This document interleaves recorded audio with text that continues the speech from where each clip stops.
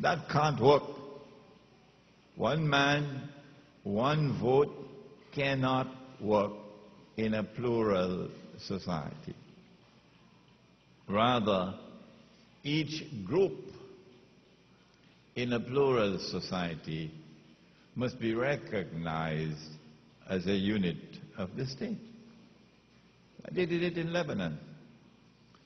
And so now he embarks upon a laborious task of meeting with all the different tribes and all the different religious groups. He did not make the mistake of convening a constitutional conference and bring everybody under one roof to negotiate it, because you would have ended in chaos. He chose a wiser path. Nabi Muhammad ﷺ went to each group and patiently sat with them and listened to them and heard what they had to offer. What are our basic demands from the state? And having met with all of them, he carefully and skillfully constructed a constitutional agreement which came to be known as the Mithaq of Medina, the first written constitution in the world, really. And this constitutional agreement delivered the basic duties and protected the basic rights of all the constituent parts of the state. And so, while that Islamic state in Jerusalem may be considered to have been a unitary state, where all the citizens are a homogeneous whole, this one in Medina may be described as a plural model of a state, in which those who have faith in Allah are only one part of the state. And the Sharia, or the law from Allah, which is enforced on the believers, is not enforced on those who are not Muslims. You don't take the law of Islam and enforce it on the Jews. No. Nor do you take the law of Islam and enforce it on the pagan Arabs. No. But the law of Islam is enforced on the Muslims. So one more time, the state in Medina is also a Khilafah state, as the state of David and Solomon alayhi salam. The state in Medina recognizes Allah's sovereignty to the extent that you believe in Allah.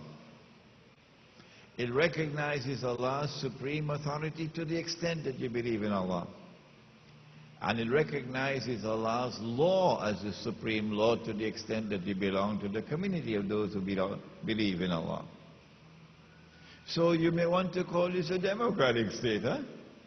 Because it recognizes the rights of all. There's freedom of belief. There's freedom of worship. If you want to worship the idol, that's your freedom. This Khilafah state needs to be described in a little bit more detail now. It did away with petty nationalisms.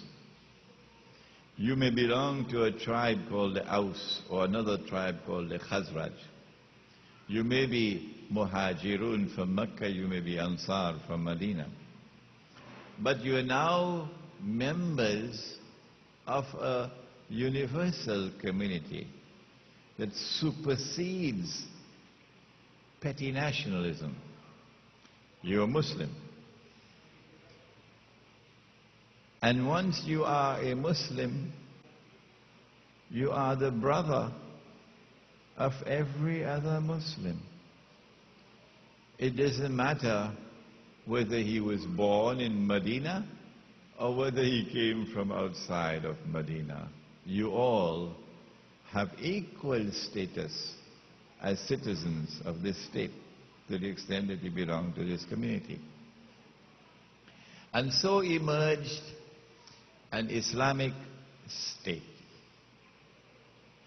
which is part of a larger state, the state of Medina. Let me repeat. You have the emergence of an Islamic state with citizens who are only Muslims. The Jews in Medina are not a part of a Muslim state. Have you got peanuts in your head? Huh? The pagan Arabs in Medina are not part of an Islamic state. Have you got peanuts in your head? But they are a part of the state of Medina. Because this is a plural model of a state. To the extent that you belong to the Islamic component of the state, the community of Muslims, this state does not distinguish between people of different nationalities. If you were in China and you took the Shahada and you became a Muslim, you don't need you don't need a visa to come to Medina. No. From the time you take the Shahada and you reach to Medina, you are admitted into the state as an equal member of all the other Muslims in the state. Number two, when you come to Medina, you're Chinese. When you come to Medina and you're allowed to enter into the state, you don't need a residence permit to reside in the state. No. You have the freedom to reside. Number three, if you want to get a job in Medina to earn your livelihood, you don't need a work permit. No. The state recognizes you to have equal status and equal rights with all other Muslims. Number four, if we have to appoint a head of state and we choose an apparatus, a methodology for appointing, today they use elections, then you are allowed to vote like everybody else. And your vote will have equal status with all the others, if you use this method. And so, a model of a state emerged, a Khilafah state, which recognized the right of every other Muslim, irrespective of where he was born, irrespective of what kind of nationality he had, irrespective of which tribe he belonged to. Number one, the right to enter. You don't need a visa. Number two, the right to reside. You don't need a residence permit. Number three, the right to seek your livelihood. You don't need a work permit. Number four, the right to participate in the political process on the basis of political equality with all other Muslims. You don't need citizenship. This model of a state exists in Israel today. That impostor Israel recognizes the right of any Jew from any part of the world that he may come to enter Israel. He doesn't need a visa. To reside in Israel, he doesn't need a residence permit. To seek his livelihood in Israel, he doesn't need a work permit. And to participate in the political process in Israel as an equal of every other Israeli.